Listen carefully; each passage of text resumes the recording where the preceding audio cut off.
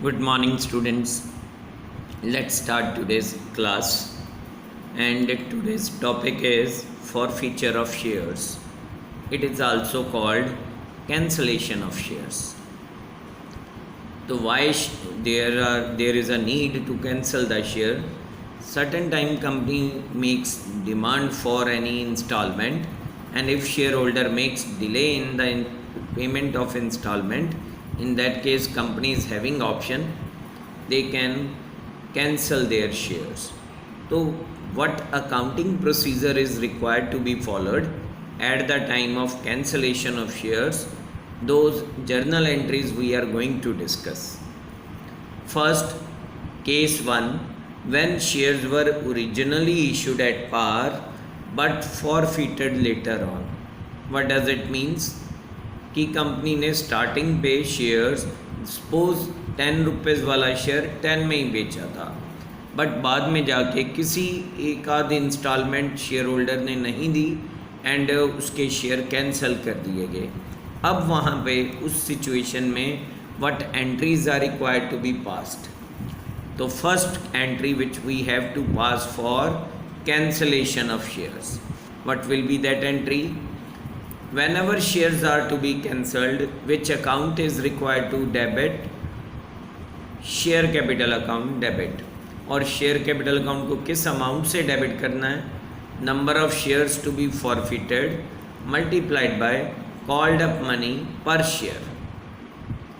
To share forfeiture account with the amount already received on such shares. And credit और किसको करना है? To unpaid instalment. Simple see narration being shares forfeited. फिर से समझो, supposing company ने 10 rupees call किए, 6 उसने दे दिए, 4 रुपीज़ नहीं दिए, तो इस तरीके से उसको प्लेस करना है. शेयर कैपिटल में called up amount, share forfeiture में which we have already received on such shares, or to unpaid installment if allotment money is not paid, to share allotment. If first call is not paid, to share first call, so on. और यदि एक से ज़्यादा instalment नहीं दी तो उनका नाम आ जाएगा. Suppose to share first call, to share second call. Second part, second entry is required to be pass for the shares which we have already cancelled. If those shares are reissued, at that time what entries company is required to pass? So for reissue of shares, if shares are reissued at par, entry will be bank account debit to share capital account. Then entry we have to pass bank account debit, simple bank account debit to share capital account, nothing else. But if shares while reissued they are reissued at loss, then share forfeiture account will be debited with loss per share. Getting? And if shares are reissued at a price which is higher than face value, then it will be profit and it will be transferred to a separate account which is called to SPR account. Clear? Number of shares, bank account को debit करना किससे?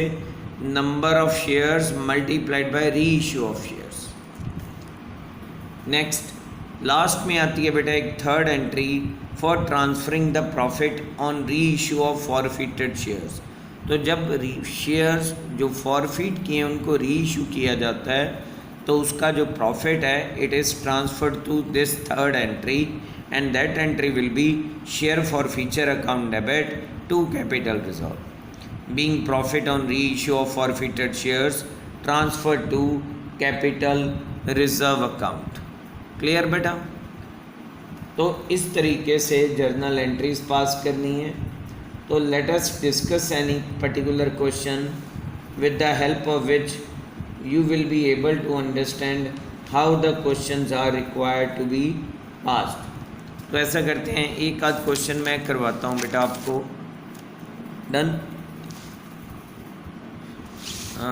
like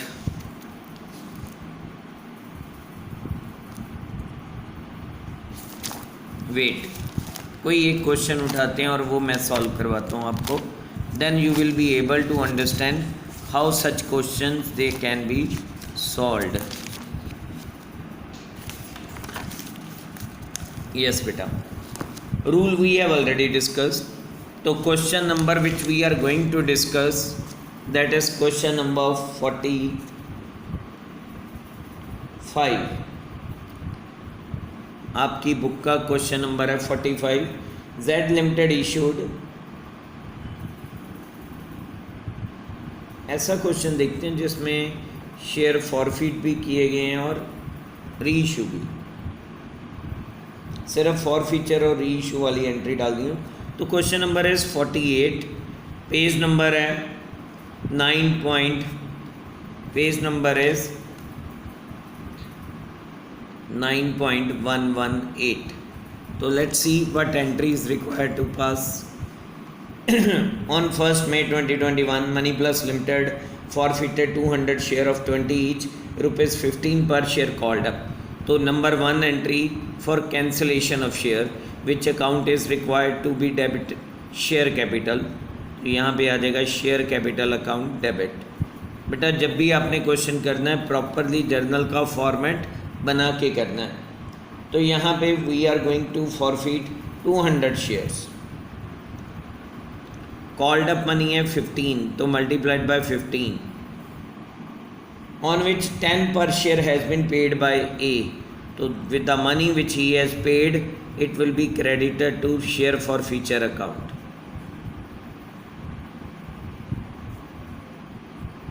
₹20 का share है, 15 called up है, 15 में से ही has paid 200 multiplied by 10, ₹10 उसने दे दिए बेटा. और ₹5 की फर्स्ट कॉल उसने नहीं दी, तो अनपेड इंस्टॉलमेंट का नाम आ जाएगा बेटा to share first call account. 200 multiplied by 10 5. अब अमाउंट फिल करें. 200 मल्टीप्लाइड बाय 15 किया तो 3000. 200 multiplied by 10, how much money he has paid 2000 and the instalment which he has not paid 1000. यहाँ पे narration simple see, being shares forfeited, being shares forfeited. अब उसके बाद उसने री इशू किए. 10 days later the director reissued the forfeited shares to be credited as ₹15 per share paid up for a payment of ₹10 per share. तो कुछ दिनों के बाद ये फॉरफिटेड शेयर्स री इशू कर दिए. कितने? सारे के सारे. तो whenever shares are to be reissued, entry will be passed bank account debit. Now bank account will be debited with 200 share सारे के सारे री इशू किए हैं फॉर ₹10 पर शेयर. तो यहाँ पे आ जाएगा 2000. टू शेयर कैपिटल अकाउंट एक लाइन छोड़ के, शेयर की कॉल्ड अप वैल्यू कितनी थी ऊपर 15. तो यहाँ पे एक शेयर कितने का दे रहे हैं 200 मल्टीप्लाइड बाय 15. 3000 वाले शेयर्स कंपनी ने बेचे है 2000 के अंदर, तो there is a loss. It will be debited to share forfeiture account. ठीक है बेटा, share forfeiture account debit. 15 वाला 10 में बेचेंगे तो ₹5 का लॉस हो गया. तो 200 multiplied bye 5 it will B 1000. Narration में बीइंग शेयर्स री इशूड. लास्ट में हमने क्या करना बेटा, प्रॉफिट ट्रांसफर्ड. कितनी अमाउंट देखो यहाँ फॉरफिटेड थी पहली एंट्री में 2000, री इशू पे लॉस कितने का हुआ 1000. तो how much still credited in share forfeiture, 2000 में से ये 1000 कैंसिल हो गया, तो 1000 अभी भी क्रेडिटेड है, उसको ट्रांसफ़र करना है थर्ड एंट्री के through, and it will be called share forfeiture account debit. Share forfeiture account debit to capital reserve account, to capital reserve account. Getting बेटा. नरेशन में being profit on reissue transferred. कहाँ पे transfer किया? To capital reserve.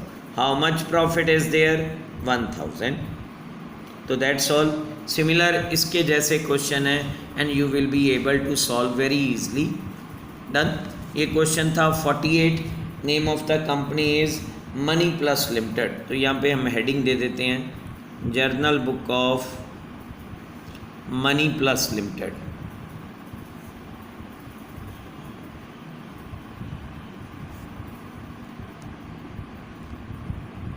That's all. Okay, beta. Hopefully you are able to understand. Bye.